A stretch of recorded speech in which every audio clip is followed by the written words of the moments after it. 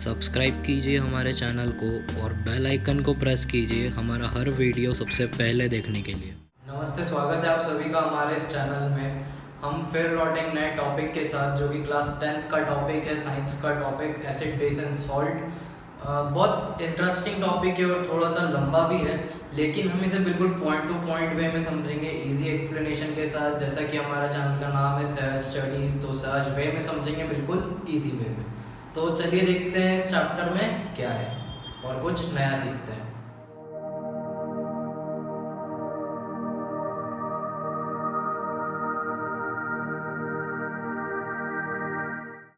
तो अब जैसे कि एसिड बेस एंड सॉल्ट हमारे चैप्टर का नाम है, तो हम वो देखते हैं कि एसिड एंड बेस होते क्या है। मतलब ऐसे कुछ बेसिक डिफरेंसेस जिनके बेसिस पे हम ये देखें कि ये एसिड है, ये बेस है।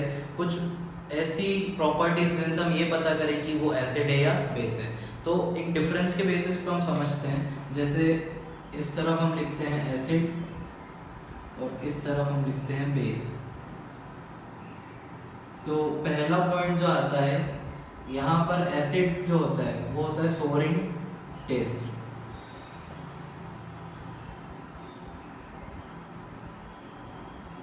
और इसमें जो आएगा पहला वो आएगा bitter in test.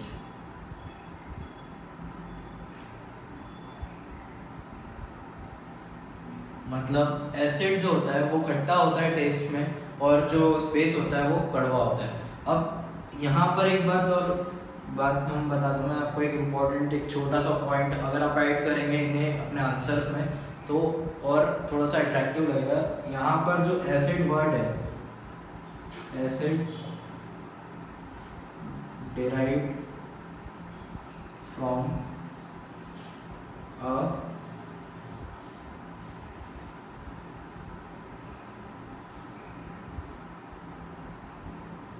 Greek word acidus.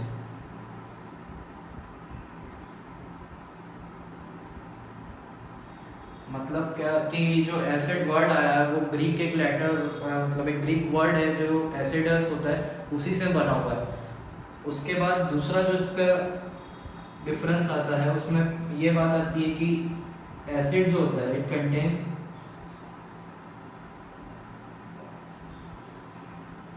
H positive ions.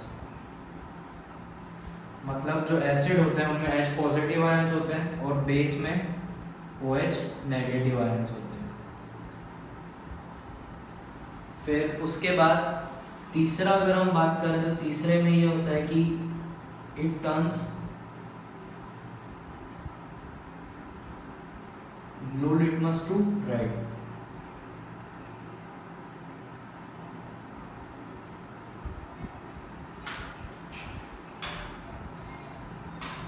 Blue litmus solutions या रेड लिटमस सॉल्यूशंस, ये सारे नेचुरल सॉल्यूशंस होते हैं, नेचुरल इंडिकेटर्स मान सकते हैं। हम अभी देखेंगे इंडिकेटर्स क्या होते हैं। उसके पहले अभी हम ये समझ लेते हैं कि बेसिक डिफरेंसेस क्या होते हैं जिनके बेसिस पे हम एसिड और बेस को समझते हैं कि होता है क्या, अलग अलग करते हैं।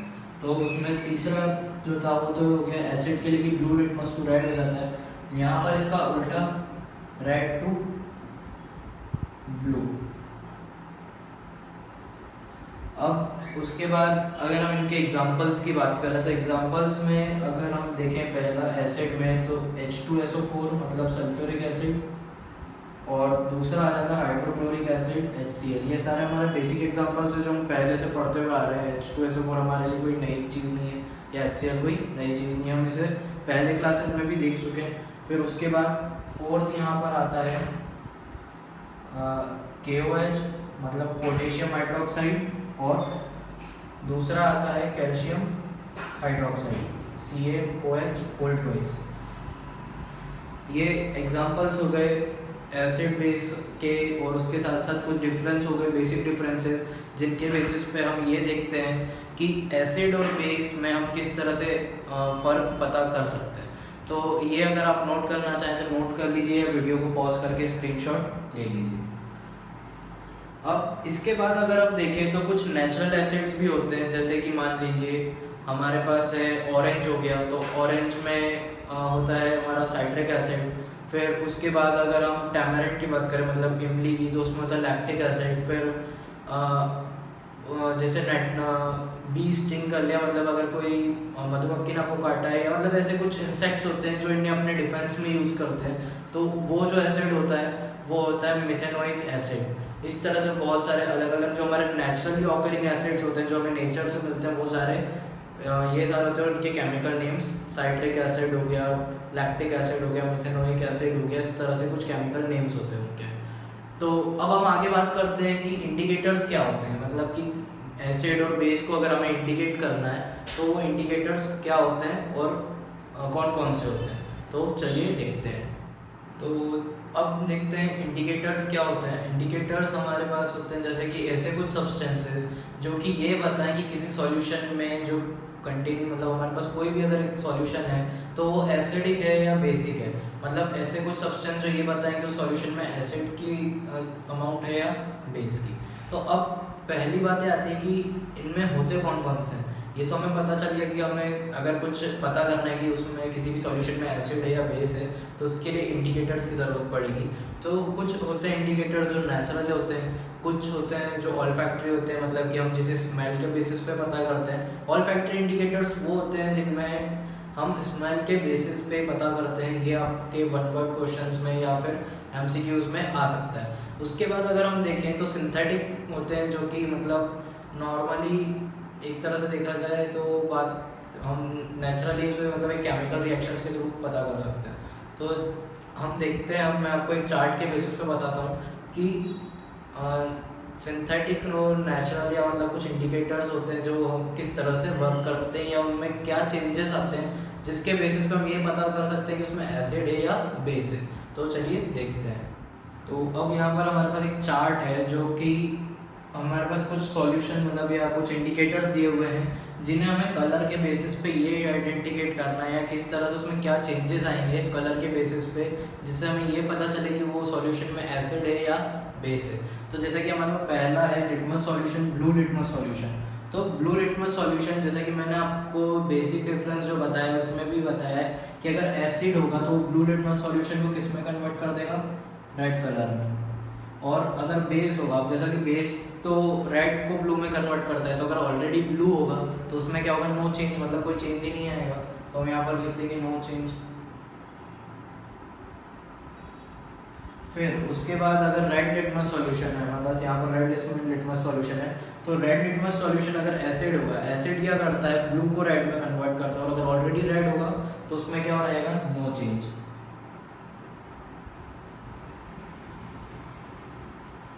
फिर अगर बेस की बात करें तो बेस क्या करता है, रेड को ब्लू में कन्वर्ट कर देता है, तो हम यहाँ पर क्या लिख देंगे, ब्लू। फिर हम बात करते हैं टर्मरिक मतलब हल्दी की। तो हल्दी अगर एसिड के मतलब एसिड के साथ रहेगी, मतलब एसिड का अगर इंडिकेट करना है तो हल्दी में अगर एसिड हम लगाएंगे तो वापस से क्या हो जाएगा, नो चेंज, उसका येलो कलर ही रहेगा। और अगर उसमें बेस होगा तो बेस में क्या रहेगा, बेस वापस से मतलब रेड हो जाएगा, कलर हल्दी का चेंज हो जाएगा। फिर मिथाइल ऑरेंज, मिथाइल ऑरेंज में अगर हम एसिडिक सब्सटेंस को डालेंगे तो उसका कलर क्या चेंज हो जाता है, रेड में। और अगर बेस होगा तो बेस होने पर उसका कलर क्या हो जाता है, येलो।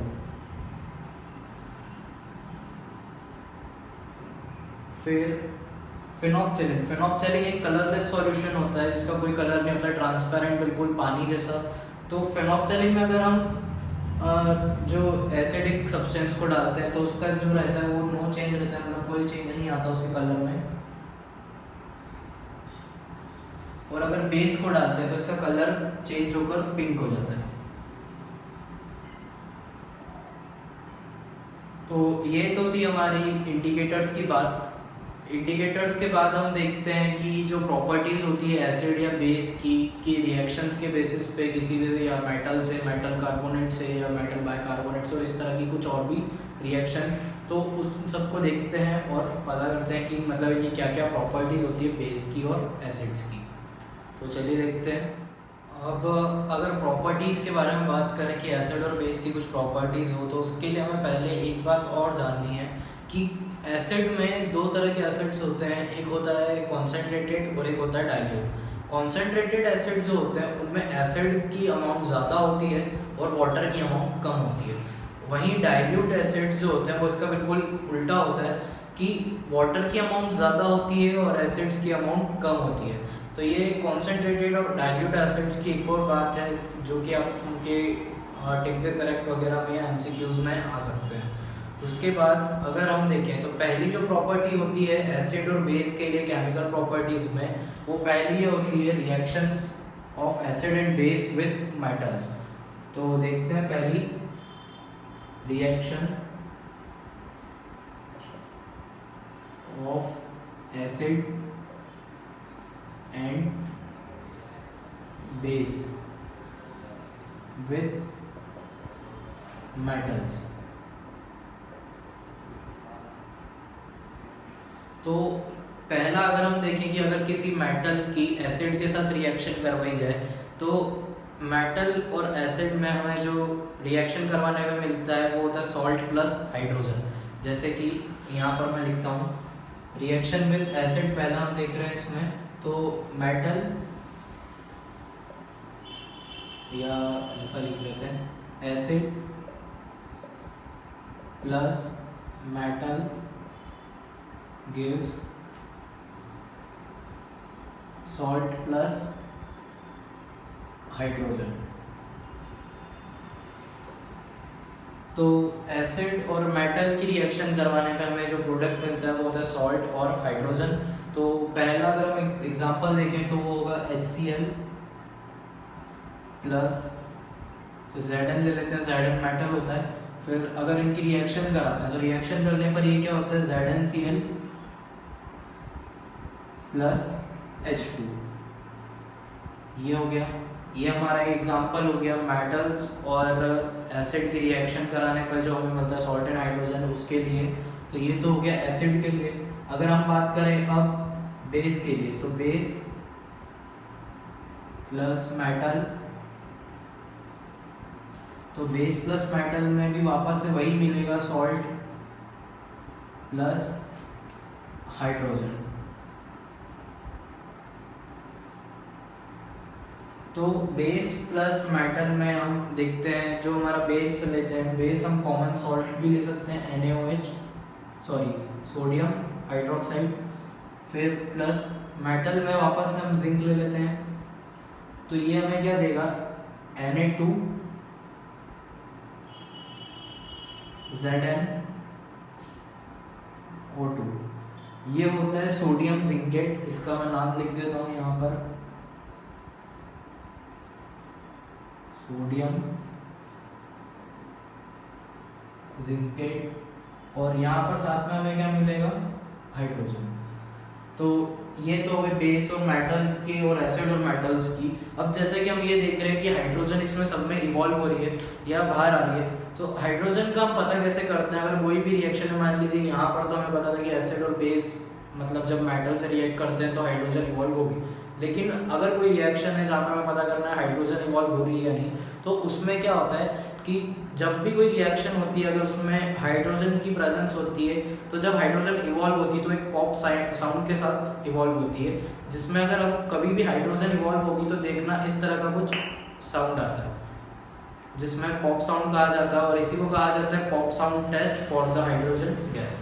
ये तो था। अब बात करते हैं जैसे कि अगर हमने यहाँ एसिड और बेस की रिएक्शंस देख ली, तो एसिड और बेस में ये तो कुछ रिएक्शंस थी जो एसिड में तो होगी, बेस में भी, लेकिन कुछ ही मेटल्स होते हैं जो इस तरह से रिएक्ट करते हैं। इसी के साथ अगला जो आता है कि मेटल्स की रिएक्शन एसिड या मतलब कुछ ऐसे मेटल कार्बोनेट या मेटल बाइकार्बोनेट के साथ एसिड की रिएक्शन, लेकिन जो मेटल कार्बोनेट और बाइकार्बोनेट होते हैं वो कभी बेस के साथ रिएक्ट नहीं करते। ये एक पॉइंट है। कभी भी अगर आपके पास ऑब्जेक्टिव्स में या ट्रू फॉल्स में कुछ क्वेश्चंस है कि बेस मेटल कार्बोनेट या बाइकार्बोनेट के साथ रिएक्ट करता है या नहीं करता है, तो अगर करता है लिखा हुआ आ रहा है तो वहाँ फॉल्स आएगा, नहीं करता है तो ट्रू आएगा। वैसे ही आप चलिए देखते हैं मेटल्स बाइकार्बोनेट और मेटल्स कार्बोनेट की रिएक्शंस एसिड के साथ। तो अब बात करते हैं कि किसी भी एसिड की रिएक्शन मेटल कार्बोनेट या मेटल बाइकार्बोनेट के साथ अगर हम करते हैं तो क्या प्रोडक्ट मिलता है। तो देखिए जैसा कि मेटल कार्बोनेट के साथ अगर हम रिएक्ट करेंगे। जैसे कि अभी हमने पिछले वाले में देखा कि अगर मेटल्स की रिएक्शन एसिड या बेस के साथ कर रहे थे तो क्या दे रहा था, सॉल्ट प्लस हाइड्रोजन। वैसे ही यहाँ पर भी होगा कि अगर मेटल कार्बोनेट की रिएक्शन हम एसिड के साथ करें या मेटल बाइकार्बोनेट की रिएक्शन हम एसिड के साथ करें तो वो सेम ही प्रोडक्ट देता है, मतलब कि सॉल्ट देगा, कार्बन डाइऑक्साइड गैस देगा और उसके साथ वाटर देगा। मतलब कि मैं यहाँ लिखता हूँ, जैसा कि एक साथ देखते हैं हम दोनों को। मेटल कार्बोनेट की बात यहाँ पर करें हम, मेटल कार्बोनेट प्लस एसिड तो क्या देगा वो, salt plus carbon dioxide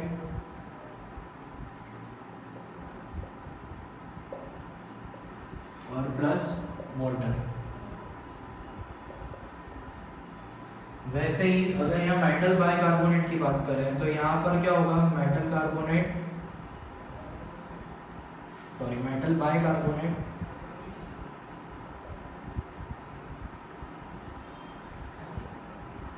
plus acid क्या देगा, salt plus carbon dioxide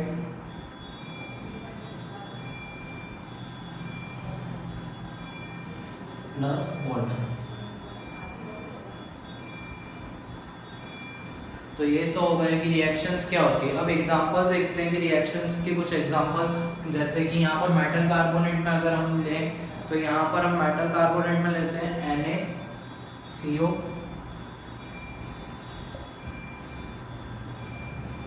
plus acid में हमारा वही HCl ले लेते हैं फिर से।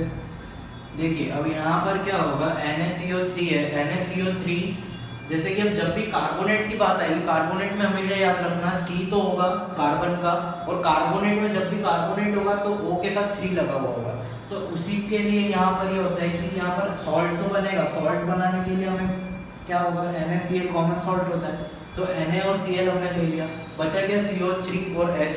अब कार्बन डाइऑक्साइड के लिए हमें क्या चाहिए, CO2 चाहिए, तो हमें पता है कार्बन डाइऑक्साइड का क्या होता है फॉर्मूला, और हाइड्रोजन। अब देखिए यहाँ पर CO2, अब एक O भी बचा, इसीलिए यहाँ पर वाटर निकलता है कि यहाँ पर एक O ज़्यादा होता है तो H2 और O, क्योंकि यहाँ पर हमारे पास ये रिएक्शन बन जाती है। तो ये हो गया हमारे पास मेटल कार्बोनेट के साथ। वैसे ही अगर हम यहाँ पर मेटल बाइकार्बोनेट के साथ देखें तो हमें कुछ अलग नहीं करना है, मेटल कार्बोनेट में भी वही होगा, सोडियम प्लस मेटल बाइकार्बोनेट है तो मेटल बाइकार्बोनेट के साथ जो नया मेंबर जुड़ेगा वो आएगा H, और बाकी सब एज इट इज CO3। ये तो हो गया, ठीक है, बस अब खत्म, वापस एसिड की जगह HCl रख दो, HCl, ये हो गया। अब देखिए यहाँ पर सॉल्ट वापस से वही बन सकता है NaCl, इसके अलावा कुछ नहीं, तो NaCl प्लस कार्बन डाइऑक्साइड का हमें पता है CO2 प्लस वाटर का भी हमें पता है H2O, ये हो गया। तो यहाँ पर ये हो गए रिएक्शंस भी, उसके एग्जांपल्स भी, मेटल कार्बोनेट, मेटल बाइकार्बोनेट। जैसे कि मैं पहले बता ही चुका हूँ कि अगर कोई बेस होगा तो वो कभी भी मेटल कार्बोनेट या मेटल बाइकार्बोनेट के साथ रिएक्शन नहीं करेगा, लेकिन एसिड जो होते हैं वो रिएक्ट करते हैं, और उसके एग्जांपल्स हम यहाँ पर देख चुके हैं। तो इसके पहले वाला टॉपिक और ये टॉपिक, मतलब इसके पहले वाला टॉपिक अगर आपको नोट करना है तो प्लीज़ वीडियो को रिवाइंड कर लीजिए और उसका स्क्रीनशॉट ले लीजिए या फिर नोट कर लीजिए पॉज करके, और इसे भी अगर आप नोट करना चाहें तो नोट करें पॉज करके या फिर स्क्रीनशॉट ले लीजिए। तो ये हो गया हमारे पास reaction with metal carbonate and metal bicarbonate. तो अब हम आगे देखते हैं कि अगर एसिड की रिएक्शन खुद बेस के साथ करा जाए तो क्या होता है, और उसी के साथ साथ हम देखते हैं लाइम वाटर टेस्ट क्या होता है। तो चलिए देखते हैं। तो लाइम वाटर टेस्ट में ये रहता है कि अब देखिए यहाँ पर जैसे हमारे पास अगर लाइम वाटर है और अगर हम उसमें से इवॉल्व CO2 को पास करा रहे हैं तो यहाँ पर हमें क्या देखने को मिलता है कि जो लाइम वाटर होता है वो कुछ मिल्की हो जाता है, मतलब कि कुछ दूध जैसा हो जाता है, वाइटिश हो जाता है। उसके साथ साथ अब देखिए यहाँ पर अगर हमें इसे इक्वेशन के इसमें देखना है, और साथ ही साथ अगर हम देखना है कि CO2 को अगर इसमें हम और ज़्यादा इवॉल्व करें तो क्या होता है। तो देखिए यहाँ पर CaOH होल ट्वाइस, ये तो हो गया हमारा लाइम वाटर। अगर इसमें से हम इवॉल्व CO2 को पास कराते हैं, मतलब CO2 को ऐड करते हैं या रिएक्ट कराते हैं, तो हमें क्या मिलता है, CaCO2 CO3 प्लस H2O। अब देखिए ये तो था यहाँ पर हमारे पास कि अगर लाइम वाटर के साथ हम CO2 की रिएक्शन करवाते तो हमें यहाँ पर क्या मिलता है CaCO3 प्लस H2O। भी CaCO3 क्या होता है, एक वाइट प्रेसिपिटेट होता है, मतलब कि जो मिल्की हो जाता है उसे हम वाइट प्रेसिपिटेट कहते हैं। अब अगर हम एक्सेस कराते हैं CaCO3 को या मतलब CO2 को, तो देखिए यहाँ पर क्या होता है कि जैसे हमारे पास ये जो आया है वाइट प्रेसिपिटेट, इसमें हम और CO2 ऐड करते हैं तो नेक्स्ट रिएक्शन हमारी क्या बनती है CaCO3 प्लस H2O प्लस। अब देखिए यहाँ पर हमें CO2 को ऐड करना है तो CO2 गिव्स हमें यहाँ पर क्या देगा वो CaHCO3 होल ट्वाइस। अब ये जो CaHCO3 होल ट्वाइस होता है ये वाटर में सॉल्यूबल होता है।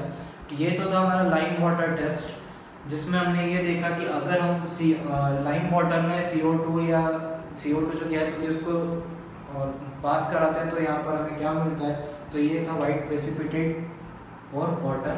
इसको लिख लेते हैं यहाँ पर वाइट प्रेसिपिटेट, और ये वाइट प्रेसिपिटेट और वाटर मिलने पे जब हम उसे एक्सेस CO2 कराते हैं तो वहाँ पर हमें क्या बनता है, ऐसा एक सॉल्यूशन जो वाटर में सॉल्यूबल हो। तो ये है लाइम वाटर टेस्ट। अगर नोट करना चाहें तो नोट कर लीजिए या वीडियो को पॉज करके स्क्रीनशॉट ले लीजिए। तो इसके बाद हम देखते हैं कि अगर एसिड और बेस दोनों की एक साथ रिएक्शन कराई जाए तो क्या होता है। तो जब हम एसिड और बेस की आपस में रिएक्शंस कराते हैं, मतलब एक एसिड एक बेस जब मिल जाते हैं तो ये जो रिएक्शंस होती है ये मिलकर बनाते हैं salt plus water. Salt plus water, अब देखिए जैसे कि यहाँ पर एक में होते हैं H पॉजिटिव आयंस, एक में होते हैं OH नेगेटिव आयंस। अब पॉजिटिव नेगेटिव चलिए मान लीजिए जैसे +2 -2, +2 और -2 क्या होंगे, कैंसिल हो जाएंगे, मतलब वो आगे क्या हो जाएगा, 0 हो जाएगा। अब देखिए जैसा कि हमारे बाइक्स वगैरह गेयरिंग होती है उसमें जब सारे गेयर्स हम उतार देते हैं तो वहाँ पर क्या लिखा हुआ था, न्यूट्रल हो गया। न्यूट्रल होना मतलब क्या हो जाता है, बिल्कुल जीरो, ना तो एसिड ना बेस। तो ये सारी होती है, जैसे कि अब अगर एसिड है या बेस दोनों मिक्स होकर क्या बनाएंगे, ना तो एसिड ना बेस, मतलब ये क्या हो जाएगा, न्यूट्रलाइज हो जाएगा। इसीलिए इन रिएक्शन को क्या कहा जाता है, न्यूट्रलाइजेशन रिएक्शन कहा जाता है। तो यहाँ पर मैं लिखता हूँ जैसे acid plus base gives salt plus water. So this reactions, this type of reactions are called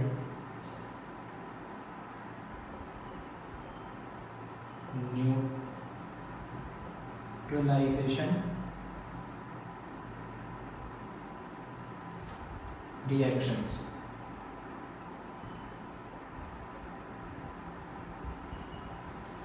अब देखिए ये तो हो गई न्यूट्रलाइजेशन रिएक्शंस क्या होती है, या एसिड और बेस के आपस में जब रिएक्शन करवाया जाता है तो उसमें क्या होता है, ये तो था।